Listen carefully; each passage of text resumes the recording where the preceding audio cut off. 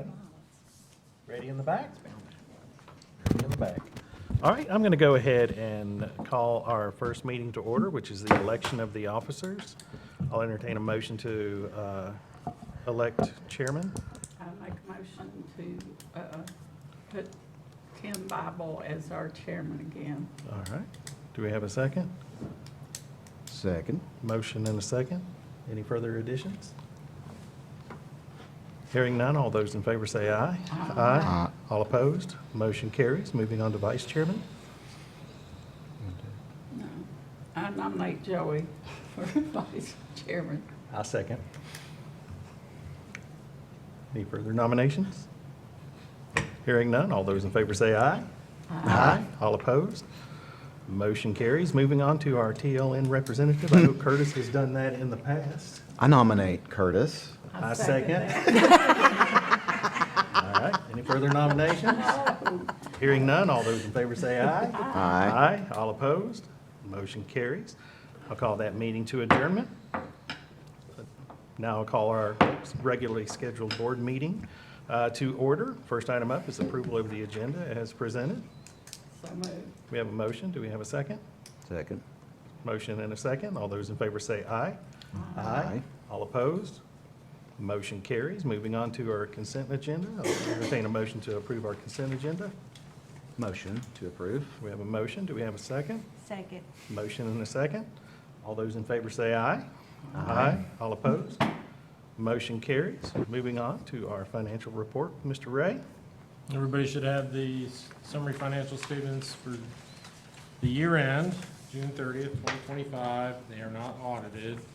I don't expect any major departures from what you have in front of you. To summarize, we're at a surplus of $877,000 in the general purpose school fund. The federal projects funds, we had total revenues of $530,000, and they are matched by expenditures. Those are reimbursement grants. We have to spend the money to get reimbursed. School nutrition fund, we had a surplus of just at $13,000. And we have a healthy fund balance in the school nutrition fund, so we are starting to allocate a little bit more of some of the overhead for myself, my salary, and two other people's salaries into the school nutrition fund, so that that fund balance doesn't grow too much. But we've been doing that for the last 2 years to try to get a little closer to break even, but still maintain that healthy fund balance. Any questions? Not to put you on the spot, but with the with our carryover for this year, an estimate of our fund balance in general. 7 million? Okay. Unaudited, Unaudited. unaudited. So we're in good shape. I don't think we're hoarding money. We can do things on our agenda, not on Mother Nature's agenda, so to speak. Yep. It's a good place to be. Absolutely. All right. Any further questions for Mr. Ray regarding our June financial report? All right. Hearing none, I'll entertain a motion to approve our June financial report as presented. So moved. We have a motion. Do we have a second? Second. Motion and a second. Any further questions or comments? Hearing none. Kim, could we have a roll call vote, please? Tim Bible, Yes. Merle Cross. Yes. Joey Smith, Yes. Debbie Heaton. Yes. Motion carries. Moving on to our internal school funds. There's a policy that's required with a new manual that was approved last year by the comptroller's office. This policy gets us compliant. And basically, the overarching theme of the internal school funds is money to be spent on children, not on adults. And this just basically says you shouldn't engage in fundraising for the specific purpose of spending it on adults, teachers. If somebody makes a donation, that's another thing, but you shouldn't seek a fundraising activity through the internal school funds to be spent on teachers. Okay. Doubt that ever comes up. There's never enough money just to take care of the children, much less somebody else. Well, we have some generous people in our city, so it's a good place to be, I think. Any further questions or comments for Mr. Ray? All right, hearing none, I'll entertain a motion to approve the internal school funds and non-education purpose fundraising policy. So moved. We have a motion. Do we have a second? Second? Motion and a second. Any further questions or comments? Hearing none. Kim, could we have a roll call vote, please? Tim Bobble, Yes. Merle Price. Yes. Joey Smith, Yes. Debbie Eaton. Yes. Motion carries. Moving on to new business. Approve a purchasing policy exception request. Do you This want to talk one- about that, or you want me to talk about that? I'll take the heat on it. It's, we were over 10,000, which is the requirement to get, you know, informal quotes. We were under the threshold for the RFP, but we had a carpeting snafu occur in our auditorium that raised the price, the total cost of the carpeting. And so we're not compliant with our purchasing policy on that. And in the past, when we've gotten to that point, I've always brought it to you to kind of air the dirty laundry, so to speak, and make you aware and have you guys approve that exception. So what happened is we picked the carpet for the auditorium, and the carpet comes in squares. And where the sample looked like it was going to look aesthetically pleasing, when it got put down and the massiveness of the auditorium, it completely ruined the entire look of the auditorium. I mean, it was terrible. And so if we're going to go to the trouble of renovating the auditorium that's going to be here for 75 more years, we want it to look good. So we made the decision to go with another carpet, and luckily, because this is square carpet, they were able to pull it up and put the glue sides together so we can use it in another location within the school district, so it's not as if it's going to go to waste. We can use it somewhere else.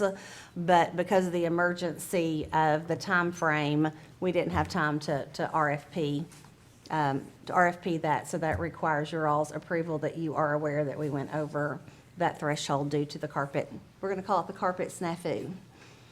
So how bad was this old carpet? Must have It- been- Jenna? Is bad. The word hideous is what I would You use. cried? She did cry. Is the new down? I have a picture that I can. Was it a color instead of gray? Is that what was wrong? We did. We tried to bring in some color, and Lines weren't straight though, so they did, it became a geometrical. whenever you took a picture, it did the zigzaggy because it couldn't like focus in on the extreme pattern. It just was very busy, and the colors didn't line up. And honestly, that carpet will be fine, like in the teacher workroom, or fine in a smaller classroom area. But just given the enormous space of the auditorium, it frankly ruined the entire renovation. I'll just It Wow. looked so clean until the carpet, and you would have been disappointed. Anybody, if you would have seen it prior to the carpet being put in, anybody would have been disappointed in the final look. So is we the will new still carpet use it. in? The new carpet is in, and it looks great, and we will just utilize that carpet elsewhere in another room that will be a little more aesthetically pleasing. I volunteered to not, anyway. Well, I think you made the right decision. I was just giving you a hard time. Yep. We'll put it in the next principal of the year. We'll put it in their office. Really work hard for that. No, I don't want it. All right. Make a motion to approve the request. All right, we have a motion to approve. Do we have a second? Second. Motion and a second. Any further questions or comments? All right. Kim, could we have a roll call vote, please? Tim Bobble. Yes. Merle Price. Yes. Joey Smith, Yes. Debbie Eaton. Yes. Motion carries. Moving on to non-state funded bonuses for last year. We prepared that we were going to bring this to you, but in June, as part of the Education Freedom Act, obviously, every certified employee was given a $2,000 bonus. To meet that qualification, you had to work with children at least 50% of the time. So that disqualified our instructional coaches, our school nurses, our administrators, and then it also did not include our classified staff, our teaching assistants that work so diligently with children. So Scott went ahead and paid out that bonus in June because part of what the law said is the teacher or the employees had to work in the 24-25 school year in order to get the bonus. So we had several people retiring, which we were going to run into a TCRS issue. We went ahead and paid out that in the June check. We are getting reimbursed from that. I think we've already received that reimbursement from the state for that group of people. We got that in July. So now we are bringing to you, we wanted to kind of clear out what that funded first. And we are bringing to you a proposal. Whenever we pay one set of employees, we want to recognize them all because it takes all of us working together to be a successful school district. So what we are proposing is that we, in the spirit of the law, everybody who was employed with us last year that is back with us this year that did not receive the state bonus receives some sort of monetary recognition. So the way that plays out is administrators and certified staff that did not receive the state bonus would get a $2,000 bonus. And then our classified staff, which none of them were included in the state-provided bonus, would receive a $1,000 bonus. This will come from a general purpose fund, and the estimated cost that Scott has figured, including FICA and TCRS, would cost the district approximately $75,000. But then that way, we are recognizing everybody in an equitable manner. And we are requesting, if you all approve this, Scott's going to pull some strings and make sure this bonus gets paid out in August. Yes. All right. All right, any further questions or comments? I think it's fantastic that we can do it. Absolutely. So classified as our TAs? Yes, yes, and that's usually, if the 2,000, 1,000 is kind of the standard of what we've done in the past. And I think this is just a testament to why we want to have this healthy fund balance, because it allows us to be able to do things of this nature to make sure that morale stays high and that everybody that walks through the door feels supported. I think it's a wonderful idea. How many classified do we have? You know what I'm about to ask. No, you're fine. I didn't bring all the data that went into these numbers. Let's see if I can back into it real quick. Sorry. Maybe 30? Would that be a? Yeah, well, you got custodial Okay. and teaching assistants, and then half the custodial are not our employees. We get through temp, so there's some moving parts there. This is in line with what the majority of the districts are doing across the state. But I'm open to whatever you all want to do. Let's just ask. No, I can give you the numbers that after the meeting or while you all are talking, I'll look it up. Well, you already said how much total, you thought it was 70. If we go with this proposal, it would be approximately $7,500. 75,000. I'm sorry, 75,000. Yes, What are you thinking, Joey? Nothing. Okay. To put it in perspective, it was about $150,000 that we paid out in the cost in June. That was reimbursed to us by the state, and we received that in July. That revenue and the expense are in the financials as of June 30th, because we spent the money in June. We received the revenue in July, but I accounted for it in June. It's a receivable. So that ship has kind of sailed, and then this new bonus will be in this year. But there'll be no revenue associated with it. It'll be all of the board's expense. And we've got 800,000 surplus from last year that we got it more than well covered. Correct. All right. Any further questions or comments for Mr. Ray? All right. Hearing none, I'll entertain a motion to approve our non-state funded bonus. I make a motion to approve. We have a motion. Do we have a second? Second. Motion and a second. Any further questions or comments? All right. Hearing none. Kim, could we have a roll call vote, please? Tim Bible, Yes. Merle Price. Yes. Joey Smith, Yes. Debbie Higgins. Yes. Motion carries. Moving on, we have a number of policies that, We do. There's an abundance of policies this time. The Legislative Assembly was busy this year. TSBA, as you know, we contract with them to take all of the new state laws and make sure that all of our policies are in accordance with the state and federal laws. So all of these are suggested TSBA policies that they have brought to us. And most of them are just minor tweaks within accordance to what was done in the Legislative Assembly, but they are here for your first and second reading. all right. And these are all revised, nothing new, right? That. Not a new policy, right? Correct. And how much physical activity time did you have to add? So the physical activity time, I'm trying to remember which policy it was in. I think it's student think it's wellness. wellness. But that's 40 minutes per day, weather depending. And then there's also the clause in there that students may not be held out of that 40 minutes of activity for punishment reasons.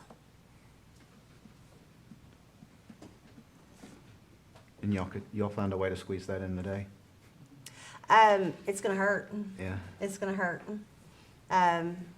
Just when you look at the mandated instructional times by the state, if you just look at the mandated instructional times that the state puts out, there logistically is not enough hours in the day to even meet those state requirements when you consider your special area time, your lunch time, your bathroom times, those types of things. And so, you know, you don't think, we already do a 30-minute playground time, but so adding 10 extra minutes doesn't seem like that would be a lot, but over the course of a week, that's almost an hour of instruction over the course of a year. That's almost, 36 hours of instruction that we are losing. So, yeah, we've had to get creative. Principals have had to get creative with their scheduling this year. We are, in all transparency, doing the 40 minutes in K through 5 because it is an elementary state law, and technically 6th grade is considered middle grade. So 6th grade will be doing the 30-minute playground time. So this will be implemented in the K through 5.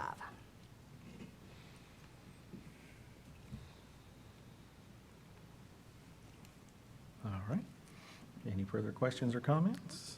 I just wanted to say, and I think the principals are probably feeling what I would be feeling. A lot of times when you have some discipline, you take 5 minutes from recess.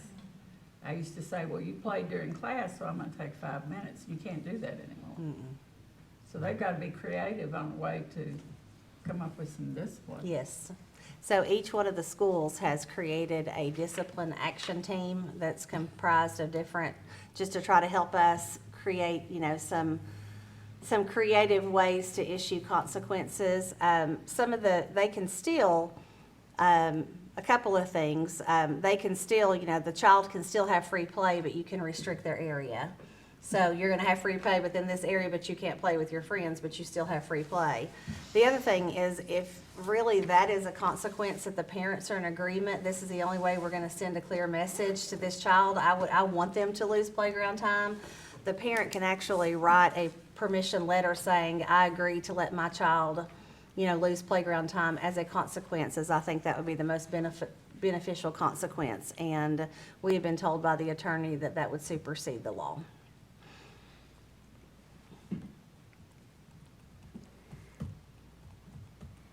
All right, any further questions or comments? All right, hearing none, I'll entertain a motion to approve on first and second reading the board policies as presented. So moved. We have a motion. Do we have a second? Second. A motion and a second. Any further questions or comments? Hearing none, all those in favor say aye. Aye. All opposed? Motion carries. All right.